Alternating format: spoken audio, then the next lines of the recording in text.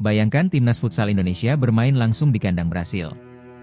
Bukan menghadapi tim lokal, bukan pula melawan negara-negara Asia Tenggara, melainkan bertanding melawan Brasil, Kazakhstan, Jepang, Prancis, dan Venezuela dalam satu turnamen. Kabar ini tentu menjadi perhatian besar bagi pecinta futsal Indonesia karena telah dikonfirmasi langsung oleh Ketua Umum Federasi Futsal Indonesia. Sebelum membahas setiap peserta, kita perlu memahami mengapa turnamen ini memiliki arti yang sangat besar. Turnamen ini bukan hanya soal mengejar kemenangan. Ajang seperti ini menjadi sarana untuk mengukur apakah level permainan Indonesia sudah mampu bersaing dengan negara-negara elit dunia. Dari sinilah mereka dapat mengevaluasi kualitas organisasi permainan, efektivitas strategi, mental bertanding, hingga kemampuan pemain menghadapi tekanan dari lawan dengan level yang jauh lebih tinggi. Dengan kata lain, turnamen ini bisa menjadi tolok ukur perkembangan futsal Indonesia dalam beberapa tahun terakhir. Brasil. Standar emas futsal dunia. Kalau berbicara mengenai futsal, sulit mencari negara yang memiliki sejarah sebesar Brasil.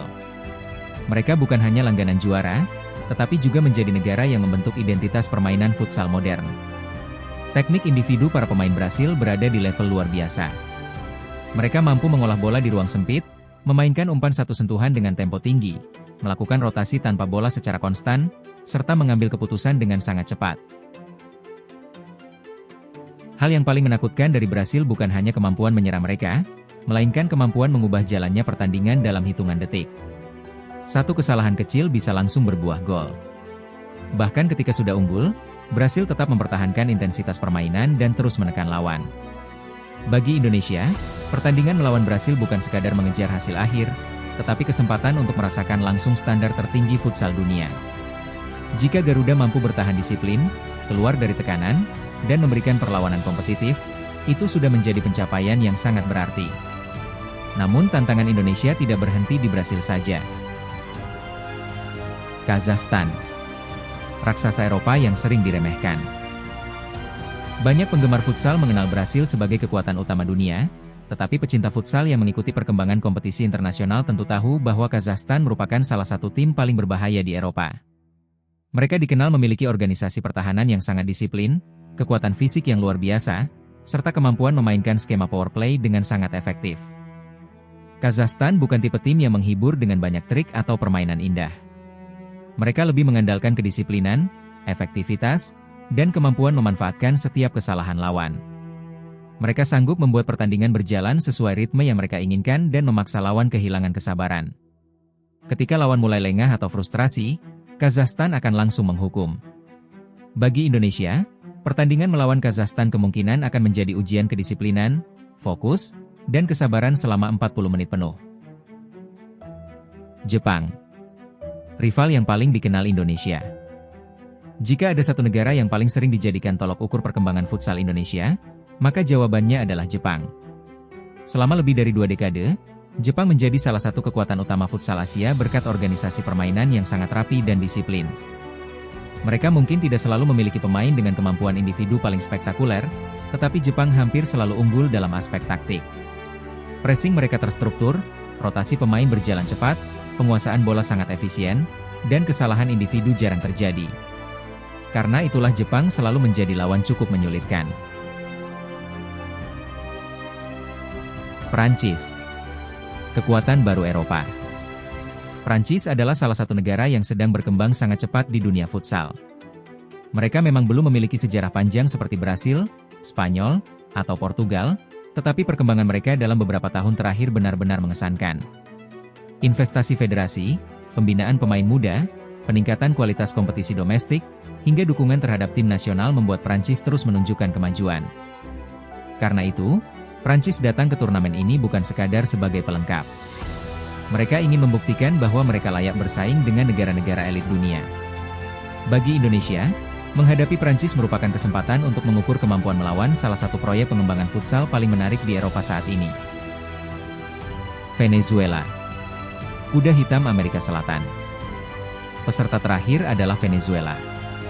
Dibandingkan negara lain, Venezuela mungkin menjadi tim yang paling jarang dibahas. Namun justru karena itulah mereka tidak boleh diremehkan. Sebagai wakil Amerika Selatan, Venezuela memiliki karakter permainan yang identik dengan kreativitas tinggi, keberanian melakukan duel 1 lawan 1, serta transisi menyerang yang sangat cepat. Mereka tidak ragu mengambil risiko dalam menyerang dan mampu menciptakan peluang dari situasi yang tampaknya tidak berbahaya. Jika lawan kehilangan konsentrasi walau hanya beberapa detik, Venezuela bisa langsung memanfaatkannya menjadi gol. Indonesia harus tampil disiplin dan tidak memberikan ruang bagi pemain-pemain Venezuela untuk menunjukkan kemampuan individunya. Apa target Indonesia? Target paling realistis bagi timnas futsal Indonesia di turnamen ini? Apakah harus menjadi juara, atau justru memanfaatkan ajang ini untuk menambah pengalaman? Menurut Michael Victor Sianipar, yang terpenting bukan sekadar meraih kemenangan, melainkan menghadapi lawan-lawan yang mampu menguji kemampuan tim. Ia bahkan mengatakan bahwa kita harus banyak kalah. Bukan karena ingin terus menelan kekalahan, tetapi karena jika Indonesia selalu menang, bisa jadi lawan yang dihadapi belum cukup kuat untuk mendorong perkembangan tim. Rencana kami untuk timnas putra senior menuju Piala Dunia adalah banyak kalah. Kalau kita menang terus, salah strategi berarti. Ada yang salah dengan strategi kita. Kalau saya, ya ini teman-teman para fans supporter futsal, saya bicara sekarang aja gitu. Kita mau lawan Brazil, kita mau lawan Perancis, tapi ya nanti jangan ngeluh kalau tiba-tiba, ya tentu saya punya optimisme ya, kita harus bersiap dengan baik gitu. Jangan sekedar pasrah gitu. Tapi bukan hasil, bukan sekedar menang yang kita kejar gitu. Kalau saya berharap, ya kita terbiasa dulu. Terbiasa menghadapi top 10 besar dunia seperti apa.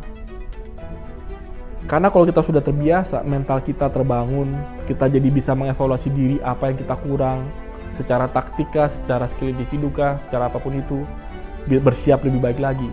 Karena saya juga sampaikan ke Coach Hector, tujuan kita bukan sekedar masuk Piala Dunia. Itu aja belum pernah sebenarnya. Tujuan kita adalah kompetitif di Piala Dunia.